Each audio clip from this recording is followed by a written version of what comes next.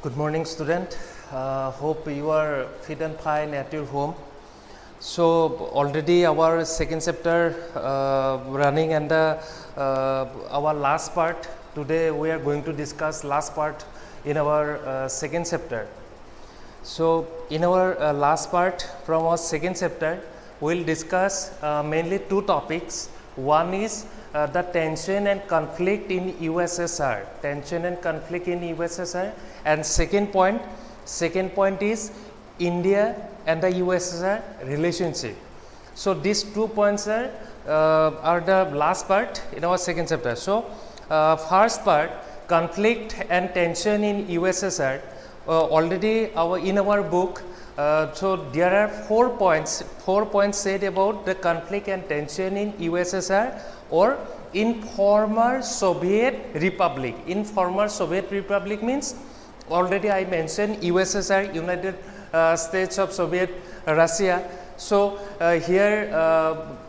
in 1991, so before 1991 some tensions and conflicts were there. So these tensions and conflicts we are going to discuss today.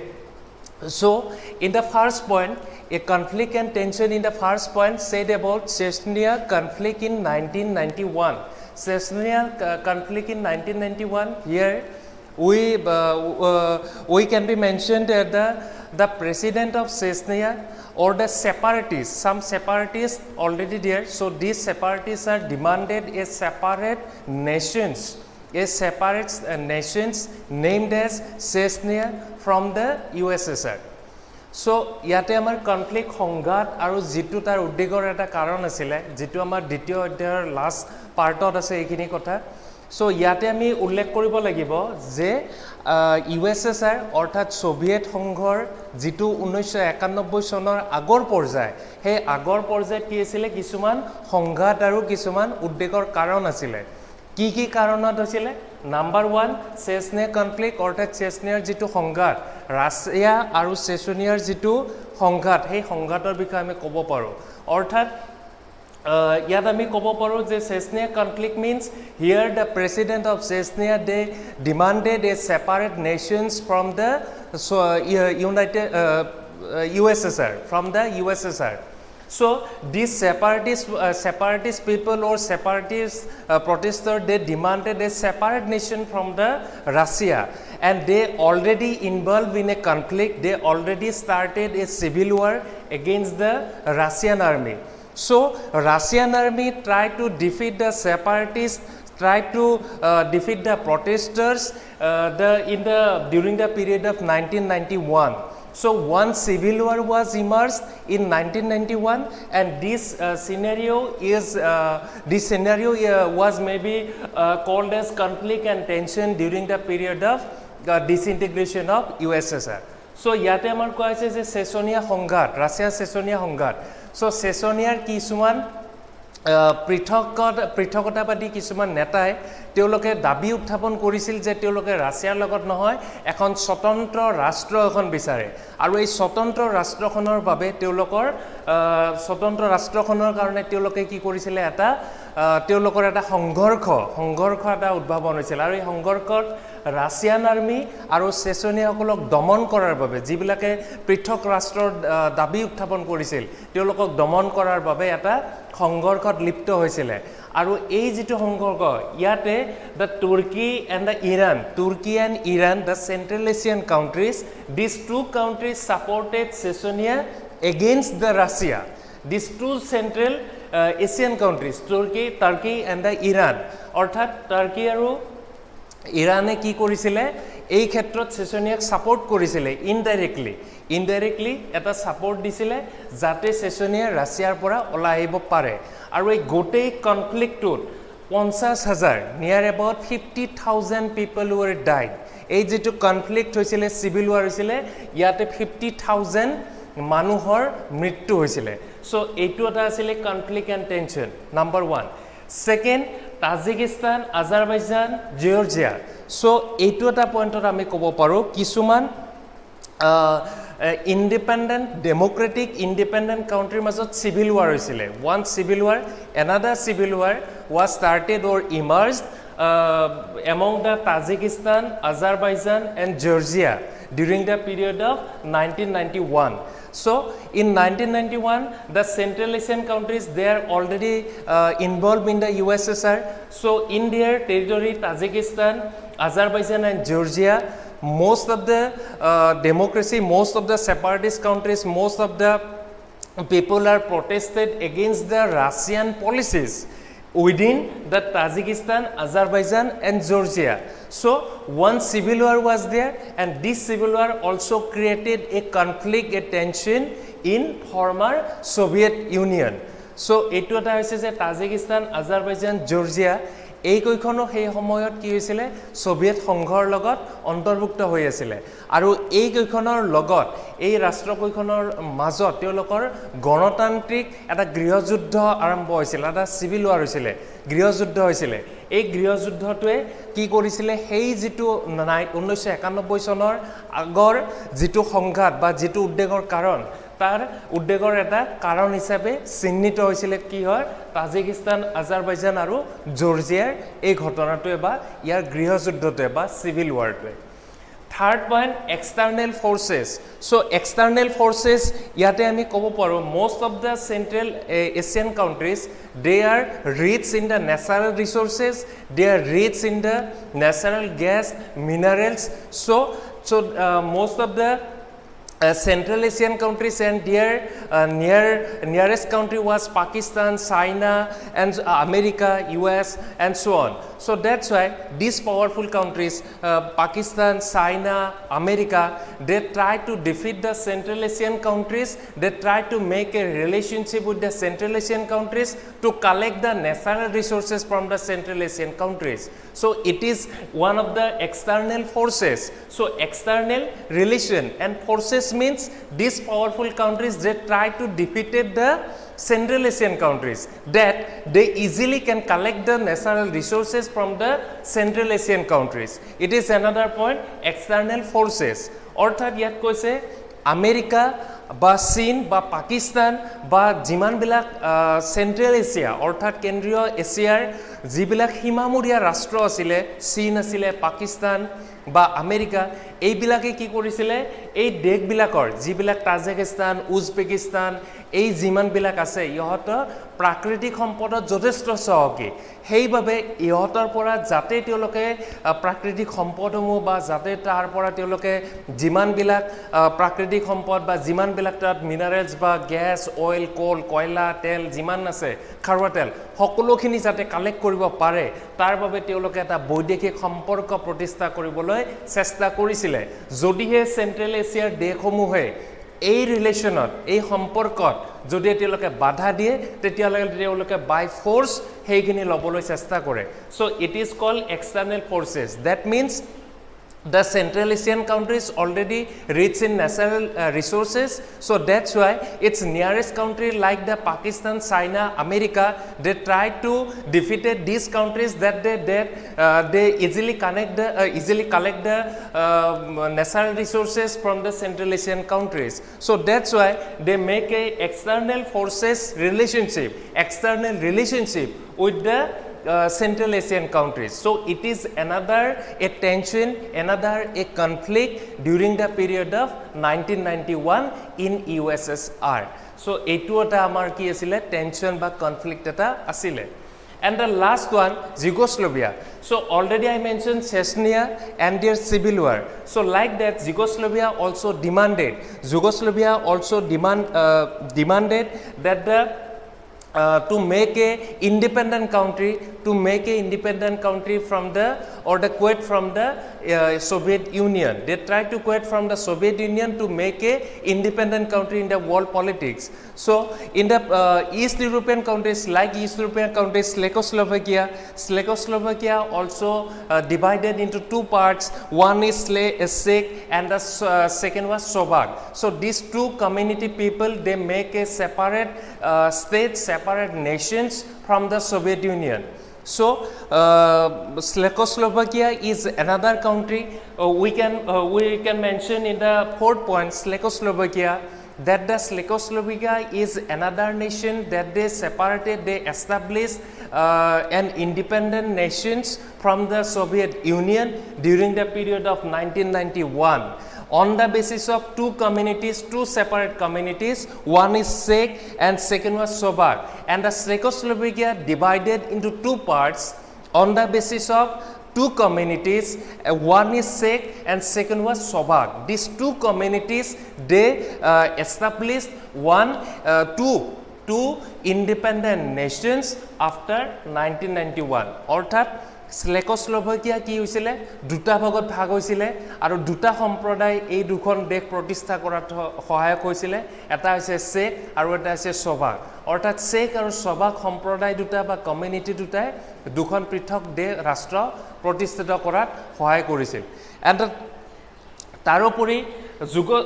ইউগোস্লোভাকিয়া ইয়াতে আমি ক'ব পাৰোঁ ইউগোস্লোভাকিয়াত এটা কথা আমি উল্লেখ কৰিব পাৰোঁ যে ইন 1991ত ইউগোস্লোভাকিয়া চাৰিটা ভাগত ভাগ হৈছিলে এটা আছিলে ক্ৰোয়েছিয়া স্লোভেনিয়া বসনিয়া আৰু হাৰেজেগোভিনা সো হাৰেজেগোভিনা তাৰপিছত ক্ৰোয়েছিয়া স্লোভেনিয়া আৰু বসনিয়া এই চাৰিখন অৰ্থাৎ Yugoslavia also divided into four parts, four independent countries: Croatia, Slovenia, Bosnia, and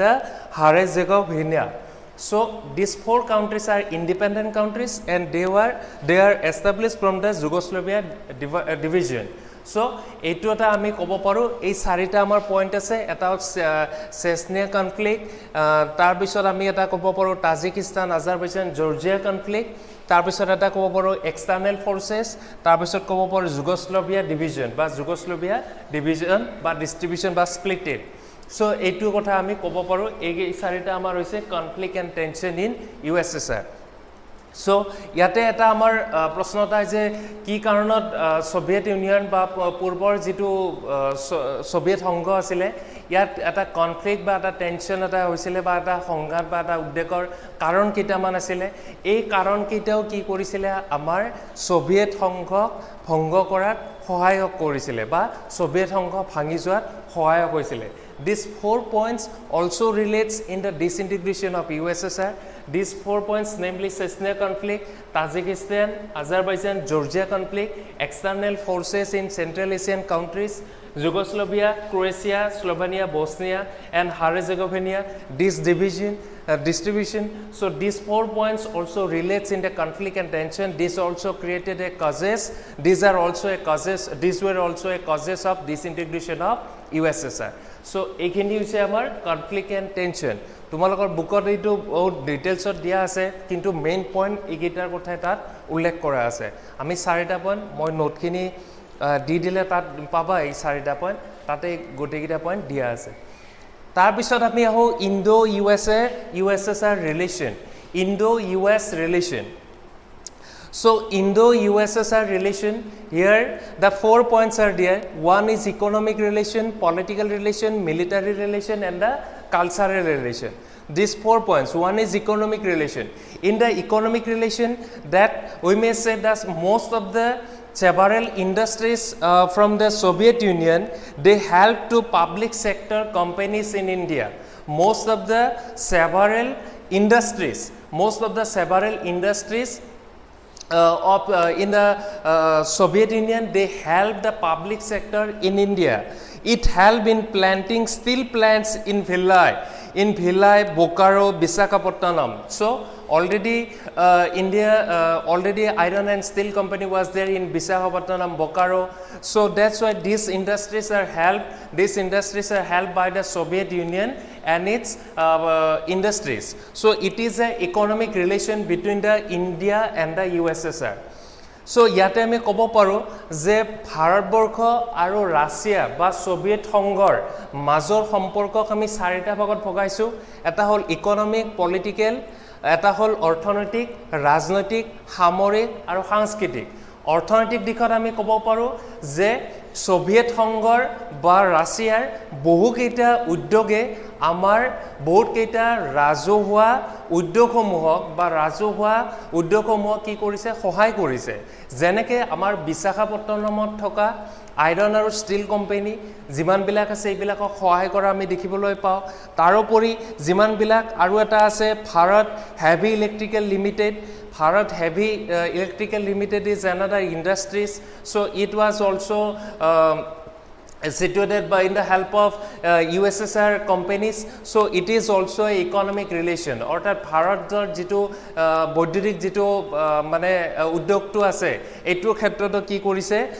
আমাৰ ৰাছিয়ান কোম্পানীয়ে বা ৰাছিয়ান উদ্যোগবিলাকে আমাক সহায় কৰিছে so এইটো হল এটা আমাৰ economic relation political relation So political Soviet Union extended its support. Soviet Union extended the support to India in United Nations organization on the issue of Kashmir. So during the war of India and Pakistan,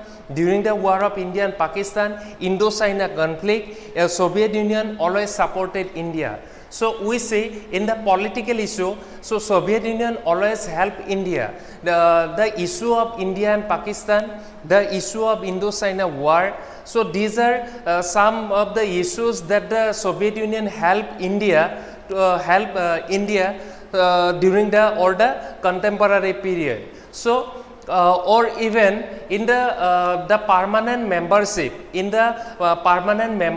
the United Nations or the Security Council of United Nations, Soviet Union always supported India. So it is another a political relation between the two nations. So ৰাজনৈতিক কাৰণত আমি এটা কথা ক'ব পাৰো ভাৰত পাকিস্তানৰ সংঘাতেই হোক ভাৰত আৰু চীনৰ সংঘাতেই হোক এই সকলোবিলাক সংঘাতত কি কৰিছিলে আমাৰ ভাৰত আৰু ভাৰতবৰ্ষক ৰাছিয়াই সহায় কৰা আমি দেখিবলৈ পাওঁ ঠিক তেনেদৰে যেটো আমাৰ নিৰাপত্তা পৰিষদত ভাৰতৰ স্থায়ী সদস্যপদৰ যেটো অন্তৰ্ভুক্তিৰ আবেদন এই আবেদনক সদায় কি কৰিছে ৰাছিয়াই সমৰ্থন জনাইছে So this is called a political relationship. In the military relation, India bought the larger part of arms and the ammunition form of Soviet Union. So larger part of arms and the security production. So security products they are exported from the Soviet Union. So it is a military relation. These two countries signed different treaties to make a friendship. To make a friendship relation between the two nations for solving the international disputes. So here ইয়াত আমি ক'ব পাৰো যে মিলিটাৰীত বহুতখিনি arms বহুতখিনি অস্ত্ৰ আমি ৰাছিয়াৰ পৰা কি কৰো লৈ আনো বা তাৰ পৰা আমি যেটো ৰপ্তানি কৰা বুলি কয় যেটো আমদানি কৰা বুলি কয় তাৰ পৰা আমি আমদানি কৰো তো এইটো হৈছে আমাৰ এটা মিলিটাৰী ৰিলেশন সামৰিক এটা আমাৰ সম্পৰ্ক সো সামৰিক সম্পৰ্কত ভাৰতবৰ্ষ আৰু ৰাছিয়াৰ মাজৰ সম্পৰ্ক হ'ল যে আমি সোভিয়েট সংঘই হোক বা ৰাছিয়াই হোক তাৰ পৰা আমি কিছুমান অস্ত্ৰ আমদানি কৰিবলৈ সক্ষম হৈছো এইটো এটা আমাৰ military relation and the cultural relation so most of the Bollywood movies are famous in the Russian cultural system in the Russian culture so many Indian artists writers poets etc visited Soviet Union and these two countries also had cultural exchange program so many of the Indian artists writers poem they are visited Soviet Union in their cultural functions or even these two countries always had the cultural exchange program means their culture already performed in India and also Indian culture performed in Russia so it is a cultural exchange program so or even the Bollywood movies our movies are famous in the Soviet Union so it is a cultural relation between India and USSR so ইয়াতে আমি সাংস্কৃতিক দিশত ক'ব পাৰো আমাৰ যিবিলাক হিন্দী ছবি আছে সেইবিলাক ভাৰতবৰ্ষ আৰু ৰাছিয়াত কি হয় বহুতখিনি বিখ্যাত বা তাত বহুতখিনি জনপ্ৰিয়তা লাভ কৰিবলৈ সক্ষম হৈছে তাৰোপৰি আমাৰ যিমানবিলাক কবি আছে আমাৰ যিমানবিলাক লেখক আছে আমাৰ যিমানবিলাক সিনেমা নিৰ্মাণকাৰী আছে বা যিমানখিনি নিৰ্মাতা আছে এই সকলোবিলাকে কি কৰে ৰাছিয়াত গৈছে বা সোভিয়েট সংঘত গৈছিলে বা তাৰ যিবিলাক সাংস্কৃতিক অনুষ্ঠান হয় তাত অংশগ্ৰহণ কৰিছিলে এইটো এটা আমি সাংস্কৃতিক সম্পৰ্ক বুলি আমি ক'ব পাৰোঁ ভাৰতবৰ্ষ আৰু ৰাছিয়াৰ মাজৰ এটা সাংস্কৃতিক সম্পৰ্ক সো ওভাৰঅল এইখিনি আমাৰ আছিলে সেকেন্ড চেপ্টাৰত এটা হৈছে কনফ্লিক্ট এণ্ড টেনশ্যন এটা হৈছে India and the USSR relation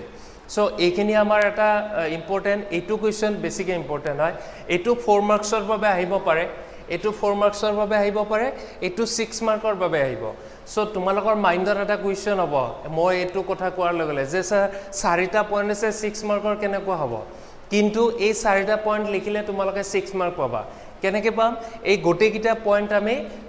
ভালদৰে এক্সপ্লেইন কৰিম ব্যাখ্যা কৰিম ইন্ট্ৰডাকশ্যন আৰু কনক্লুজন যদি আমি 4টা লাইনৰ এটা পেৰাগ্ৰাফ দিওঁ তেতিয়াহ'লে এইটো আমাৰ 6 মাৰ্কৰ কুৱেশ্যন এইটোত আমি ধুনীয়াকৈ 6 মাৰ্ক পাই যাম আৰু কিন্তু এইটো আমাৰ 4 মাৰ্কছৰ কুৱেশ্যন ইয়াতে প্ৰতিটো পইণ্টত 2 মাৰ্ককৈ লিখিব লাগে সো এইখিনি আছিলে আমাৰ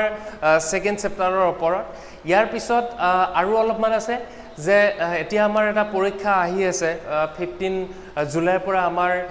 ইণ্টাৰনেল এক্সাম এটা আৰম্ভ হ'ব সো তাতে মই তোমালোকক ৰিসেন্টলি পৰহি তোমালোকক সানডে তোমালোকক মই এখন সিলেবাস দি দিছিলোঁ যে তাতে কুৱেশ্যনৰ পেটাৰ্ণটো কেনেকুৱা হ'ব 1 মাৰ্কৰ 5টা আহিব 2 মাৰ্কৰ 6টা আহিব 4 মাৰ্কৰ 3টা আহিব আৰু 6 মাৰ্কৰ এটা আহিব এতিয়া ইয়াত কথাটো হ'ল যিটো পেটাৰ্ণ তোমালোকক দিয়া হৈছে ফাৰ্ষ্ট ইয়াৰৰ দৰে লিখিলে ইয়াত নহ'ব ইয়াত তোমালোকে ডিটেইলছত লিখিব লাগিব 6 মাৰ্কৰ কুৱেশ্যনটো ডিটেইলছত লিখিব লাগিব 4 মাৰ্কছৰ কুৱেশ্যনো ডিটেইলছত লিখিব লাগিব আৰু 2 মাৰ্কছৰ কুৱেশ্যনো তোমালোকে অন্ততঃ যিটো সুধিছে তাৰ ওপৰত তোমালোকে 4টা 5টা লাইন লিখিব লাগিব 1 মাৰ্কৰ কুৱেশ্যনত যদিহে তোমালোকে এনসাৰটো ক্লিয়াৰ কৰা তেতিয়াহ'লে কথা নাই কিন্তু তোমালোকে ফুল সেন্টেন্সটো লিখিলে ভাল হয় সো এনেকৈ তোমালোকে লিখিবা তাৰোপৰি আমাৰ কুৱেশ্যনবিলাক এটা ষ্টৰী টাইপ হয় যিটো কুৱেশ্যন ধৰি লোৱা যদি মই ক'ব চাওঁ যে ইণ্ডিয়া এটা India's position during the period of cold war so শীতল যুদ্ধৰ সময়ত ভাৰতৰ কেনেকুৱা ধৰণৰ স্থিতি আছিলে তাৰ ওপৰত আলোচনা কৰা সেকেন্ডলি আৰু এটা আছে ডিসকাস দ্য ৰোল অফ নাম during the period of cold war সেইটো এটা আহিব পাৰে সো আৰু এটা 4 মাৰ্কছৰ কুৱেশ্যন এনেকুৱা থাকে discuss the different treatise different arms agreement which were already signed between USA and the USSR America আৰু সোভিয়েট সংঘৰ মাজত স্বাক্ষৰকাৰী 4খন চুক্তিৰ নাম লিখা এতিয়া তোমালোকক নাম লিখা বুলি কোৱাৰ লগে লগে তোমালোকে 4খন লিখি দিবা কিন্তু সেই 4খন লিখিলে নহ'ব সেই 4খনৰ কেতিয়া হৈছিল আৰু কোন কেইখন ৰাষ্ট্ৰৰ মাজত হৈছিল আৰু কি বিষয়ৰ ওপৰত হৈছিল এই সকলোবিলাক মেনশ্যন কৰিলেহে তোমালোকে 4 মাৰ্ক পাবা অকল যদি নামকেইটা মেনশ্যন কৰি থৈ দিয়া তেতিয়াহ'লে হয়তো 2 মাৰ্ক বা 2.5 মাৰ্ক এটা পাই যাবা কিন্তু তোমালোকে গোটেইখিনি লিখিব লাগিব এক্সপ্লেইন কৰিব লাগিব সো এইখিনি আছিলে ইয়াৰ মেইন আৰু আমাৰ যিমানবিলাক কুৱেশ্যন আছে বুকৰ পিছফালে বহুত কিবা কিবি কুৱেশ্যন আছে এই সকলো কুৱেশ্যন আমাৰ বাবে ইম্পৰ্টেণ্ট নহয় এই সকলোবিলাক কুৱেশ্যন আমাৰ বাবে নহয় আমাৰ কুৱেশ্যন ইম্পৰ্টেণ্ট এইবিলাক যদি তোমালোকে 2013 চনৰ পৰা 2013 পৰা 2019 লৈকে তোমালোকে যদি ওভাৰঅল গোটেইখিনি চোৱা ওভাৰঅল গোটেই কুৱেশ্যন পেপাৰবিলাক চোৱা তেতিয়াহ'লে তোমালোকে দেখিবা তাত যে আমাৰ কেইটামান কুৱেশ্যনে ৰিপিট হৈ আছে সেইকেইটা কুৱেশ্যনে বাৰ ৰিপিট হৈ থাকে আমাৰ কোনো নতুন কুৱেশ্যন নাই নতুনকৈ কুৱেশ্যন দিয়া হোৱা নাই সো মই যিবিলাক নোট দিছোঁ যদি তোমালোকে চেপ্টাৰ 1ৰ 2013 পৰা 2020 লৈকে তোমালোকে গোটেইকেইটা কুৱেশ্যন মিলাই চোৱা তেতিয়াহ'লে মই দিয়া কুৱেশ্যন কেইটা আছে তাত বা পেপাৰত যিকেইটা কুৱেশ্যন আছে সেইকেইটাই মই দিছোঁ তাৰ বাহিৰে বেলেগ দিয়া নাই ক'ৰবাত 2-4টা বেলেগ দিয়া আছে নতুনকৈ সো সেইবাবে কোৱা হয় যে এইবিলাক কুৱেশ্যন এনেকৈ ৰিপিট হৈ থাকে আৰু সেইখিনি চাবা কিবা ডাউট থাকিলে মোক সুধিবা নিশ্চয় মই বুজাই দিম সো ইয়াৰ পিছত আমাৰ আৰু এটা চেপ্টাৰ আছিলে যিটো চেপ্টাৰ হ'ল US হেজিমনি আমেৰিকাৰ আধিপত্য সেইটোৰ ওপৰত অকণমান আজি আলোচনা কৰিম অকণমান সেইটোৰ ওপৰতো চাই ল'ম কেনেকুৱা হয় সেইটোৰ ওপৰত কিন্তু তাৰ আগতে চেপ্টাৰ 1ৰ ওপৰত অকণমান কৈ দিওঁ যে চেপ্টাৰ 1ত গোটেইখিনি তোমালোকে 1 মাৰ্কৰ হওক বা সেই 4 মাৰ্কছ হওক 2 মাৰ্কছ হওক 6 মাৰ্ক হওক গোটেইবিলাক কুৱেশ্যন চাবা 6 মাৰ্কৰ কুৱেশ্যনত দুটা থাকিব তাৰ এটা লিখিব লাগিব 4 মাৰ্কত তিনিটা থাকিব 2 মাৰ্কৰ 6টা থাকিব 1 মাৰ্কৰ 5টা কুৱেশ্যন পেটাৰ্ণটো তেনেকৈ থাকিব চ' সেইবিলাক তেনেকৈ চাবা আৰু 4th জুলাইত যিটো মই ক্লাছ টেষ্ট এটা ল'ম বুলি কৈছোঁ সেইটো মই তোমালোকৰ গ্ৰুপত কুৱেশ্যন পেপাৰ এখন দি দিম তোমালোকে লিখিবা লিখি তাৰপিছত য'ত লিখিছা সেইটো ফটো মাৰি মোক হোৱাটছএপত মোৰ হোৱাটছএপৰ নাম্বাৰত কোনো গ্ৰুপত নহয় মোৰ হোৱাটছএপৰ নাম্বাৰত তোমালোকে দি দিবা ঠিক আছে মই চেক কৰি পৰৱৰ্তী সময়ত তোমালোকক জনাই দিম এতিয়া আমি আহো US hegemony so US hegemony means already we discussed the Soviet Union or the USSR disintegrated in 1991 or the collapse of bipolarity can be seen in 1991 so after the end of bipolarity we see the emergence of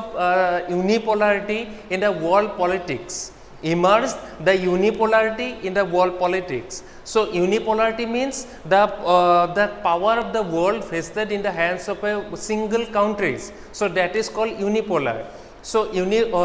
after the disintegration of bipolarity after the disintegration of USSR USA became the most powerful single powerful country in the world politics so that's why it is called US as a unipolar system or unipolar emergence of unipolar so here US hegemony means most of the cases from 1991 to 2000 or the respective or the years so we see that most of the countries are defeated by USA so America already defeated the most of the countries the whole world politics are totally dominated by the US so that's why this chapter is called hegemony of the US অৰ্থাৎ আমেৰিকাৰ আধিপত্য 1991 চনত যেতিয়া Soviet সংঘ ভাঙন হৈছিলে Soviet সংঘ ভাঙি গৈছিলে তাৰ পিছত গোটেই বিশ্বৰ ৰাজনীতিত কি হৈছিলে যে অকল আমেৰিকা ৰৈ গৈছিলে সোভিয়েট সংঘ ভাঙনৰ পিছত গতিকে আমেৰিকাৰ আধিপত্য তাৰ পিছত আমি দেখিবলৈ পাওঁ 1991 চনৰ পিছৰ পৰাই যেতিয়া আমাৰ গোটেই বিশ্বৰ ৰাজনীতিত আমেৰিকাৰ লাগিলে ইৰানৰ ওপৰত থকা আমেৰিকাৰ আক্ৰমণেই হোক বা আমাৰ কুৱেটৰ ওপৰত আক্ৰমণেই হোক আফগানিস্তানৰ ওপৰৰ আক্ৰমণেই হোক বা আমাৰ আলবেনিয়াৰ ওপৰৰ আক্ৰমণেই হোক এই সকলোবিলাক ঘটনাত আমেৰিকাই নিজাববীয়াকৈ তাত কি কৰিছিলে নিজৰ আধিপত্য বিস্তাৰ কৰিছিলে আৰু সেইভাবে এইটো কোৱা হয় আমেৰিকাৰ আধিপত্য বুলি এইটো চেপ্টাৰত এইখিনিয়ে সোমাই আছে সো এইখিনি চাবা আৰু এটা যে অসমীয়া মিডিয়ামৰ আমাৰ অসম কেশৰী গ্ৰুপৰ তোমালোকৰ সেকেন্ড চেপ্টাৰৰ নোটখিনি লাষ্ট ক্লাছত মোৰ দিয়া শেষ হৈছে কিন্তু সাহিত্যৰথি দিয়া হোৱা নাই সো আজি মই সাহিত্যৰথি গ্ৰুপকে নোটখিনি দি দিছো অসম কেশৰীৰ যেহেতু নোটবিলাক শেষ হৈছে গতিকে সিহঁতক আজি নোটখিনি দিয়া নাই সাহিত্যৰথি গ্ৰুপত অকণমান নোট বাকি আছিলে সেইভাবে তোমালোকক আজি নোটখিনি মই দি দিছো সো বাকি তোমালোকে ভালকে পঢ়িবা কোনো ধৰণৰ টেনচন ল'ব নালাগে ভালকে পঢ়িবা তোমালোকৰ মনৰ মাজতো এনেকুৱা কনফ্লিক্ট আৰু টেনচন হৈ থাকিব নালাগে তোমালোকে নিজে আমি আছো পঢ়াই আছো গতিকে কিবা টেনচন থাকে কিবা সমস্যা হয় তেতিয়ালে সুধিবা নিশ্চয় মই বুজাই দিম বাকি ভালদৰে পঢ়িবা কিবা ডাউট থাকিলে মোক সুধিবা মই বুজাই দিম ঠিক আছে আৰু গোটেই চেপ্টাৰটো ভালকে পঢ়ি চাবা আৰু US হেজেমনিটো অকণমান পঢ়ি চাবা ইয়াৰ পিছত আমি পৰ্যায়ক্ৰমে দি থাকিম হ'ব ঠিক আছে তেতিয়ালৈকে ভালকে পঢ়িবা আৰু ভালদৰে থাকিবা থ্যাংক ইউ